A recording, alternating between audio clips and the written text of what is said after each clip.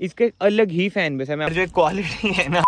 Hello everyone, welcome back to another video. I hope सब कुछ बढ़िया चल रहा हो आप सबकी जिंदगी में। आज की वीडियो ना बहुत ही इंटरेस्टिंग होने वाली है, तो वीडियो को ना एंड तक देखना। ये मत समझना कि सिंपल रिव्यू ये रहने वाला है स्कॉर्पियो क्लासिक का। यार आपको पता है जैसे थार रॉक्स अभी लॉन्च हुई है 12.99 लाख रुपीज से उसकी प्राइसिंग स्टार्ट हुई है, बट 12.99 ना भाई पेट्रोल का है, तो एक बार ना हम साइड कर देते हैं वो, ठीक है। क्योंकि जो ये है ना स्कॉर्पियो क्लासिक का बेस मॉडल जो कि डीजल में ही आते, पेट्रोल में अवेलेबल नहीं है, ये आपको पड़ता है एक शोरूम 13.62 लाख रुपीज।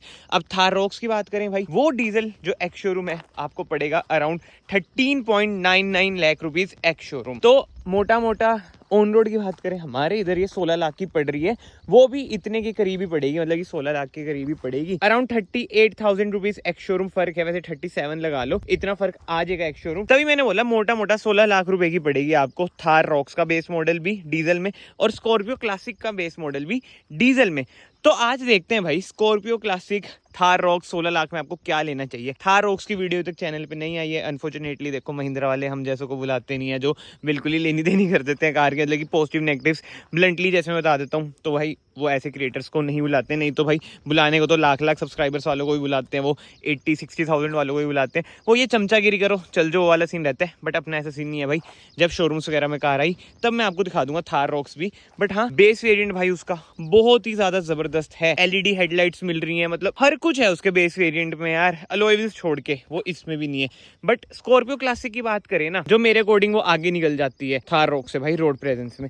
एक बार आप कार की रोड प्रेजेंस देखो, और खासकर ब्लैक कलर में क्या ही कार लगती है भाई, ह्यूज है डायमेंशन वाइज भी ना। वैसे ये थार रॉक्स या फिर मुझे कायदे से कहना चाहिए थार 5 डोर से ना आगे निकल ही जाती है, और रोड प्रेजेंस तो भाई इसकी है ही खतरनाक। बट ये सब बात कर लेते हैं थोड़े बहुत फीचर्स की भी। जैसे मैंने आपको बताया बाहर से उसमें आपको एलईडी हेडलाइट्स मिल जाती है, बट जो असली चीजें हैं, अब ये सारी चीजें तो ना बाहर जाके करोल बाग में चेंज वगैरह करा लोगे, बट इसमें ना आपको केवल फ्रंट में डिस्क ब्रेक मिलती है, रियर में कोई भी डिस्क ब्रेक आपको नहीं मिलती है भाई। थार रॉक्स में एज स्टैंडर्ड आपको 4 डिस्क ब्रेक मिल रही हैं, 6 एयर बैग्स तक भी उसमें एज स्टैंडर्ड है, और ये सेफ्टी में आपको पता है 0 स्टार है। थार रॉक्स मेरे ख्याल से भाई 4 to 5 स्टार्स तो स्कोर करेगी ही करेगी। ये तो देखो मोटी मोटी बात होगी बेस वेरिएंट्स की, बट हाँ रोड प्रेजेंस की बात करें भाई, इसको कोई बीट नहीं कर सकता। इधर आपको ट्विन स्पीक लोगो मिल जाता है, ऑल ब्लैक की ग्रिल मिलती है। जो नीचे वाला पार्ट है ना, ये लोग बाहर से पेंट करा देते हैं, क्योंकि भाई आता ये रफसा है, बट पेंट के बाद खतरनाक बन जाता है। एक अलॉयज डलवा लो, पेंट करा लो, ऊपर रूफ रेल्स लग जाए, पीछे स्पॉइलर लग जाए, बाहर से तो बन गया आपका टॉप मॉडल। क्योंकि S11 में भी भाई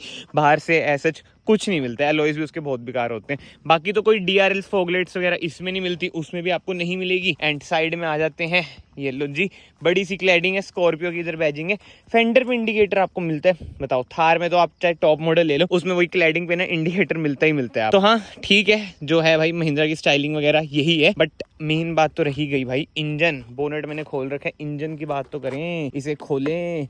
इसमें ना आपको ये देखो, वाओ यार हाइड्रोलिक स्टेड मिल जाते हैं। थार में नहीं आपको मिलते भाई हाइड्रोलिक स्टेड वगैरह, बट हाँ जो इंजन है वो आपको सेम मिलता है, यानी कि 2200 सीसी का एमहॉक इंजन आपको मिल जाता है। डीजल एमहॉक है, पेट्रोल एम स्टेलियन है जो कि 2000 सीसी का टर्बो, बट हाँ इसमें केवल आपको डीजल मिलता है। पावर स्पेसिफिकेशन की बात करें, इसमें आपको मिल जाती है भाई 130 bhp with 300 Nm of torque. भाई इंजन सेम है, बट ट्यूनिंग महिंद्रा ने थार रॉक्स की बढ़िया कर रखी है, उसमें आपको 150 bhp मिल जाती है। तो इस चीज में कहीं ना कहीं भाई थार रॉक्स आपकी आगे निकल ही जाएगी।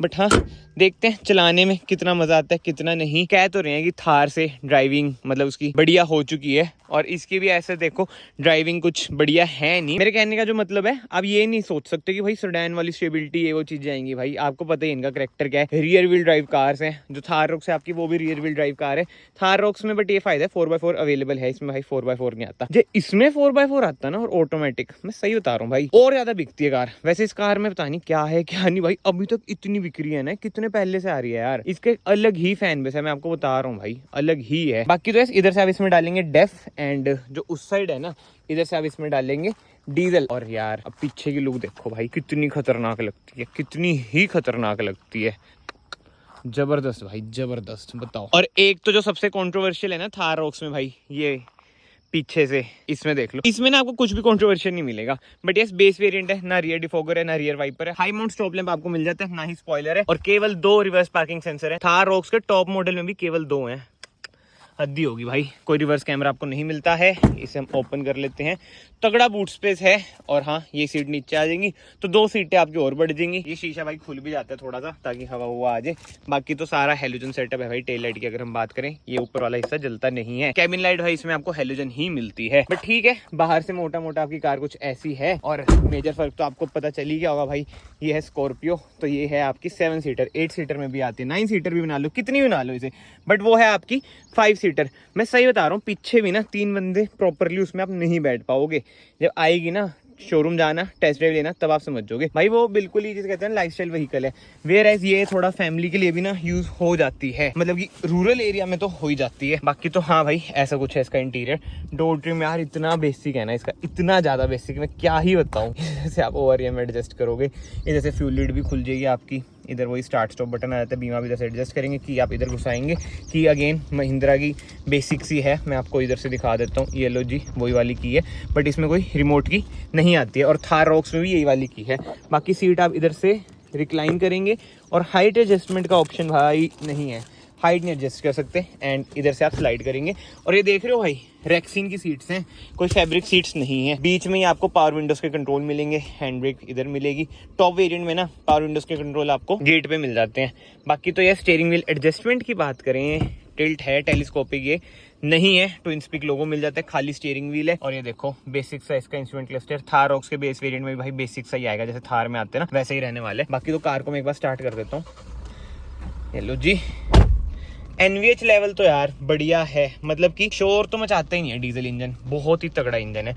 मैं सीरियसली बता रहा हूँ, पहले भी मैंने बोला है, टाटा स्टाइलिंग में भले आगे हो चुका हूँ, बट जो इंजन है ना, महिंद्रा को कोई बीट नहीं कर सकता भाई। इंजन वाइज तो बहुत ही तगड़े इंजन बनाते हैं, खास करके डीजल इंजन।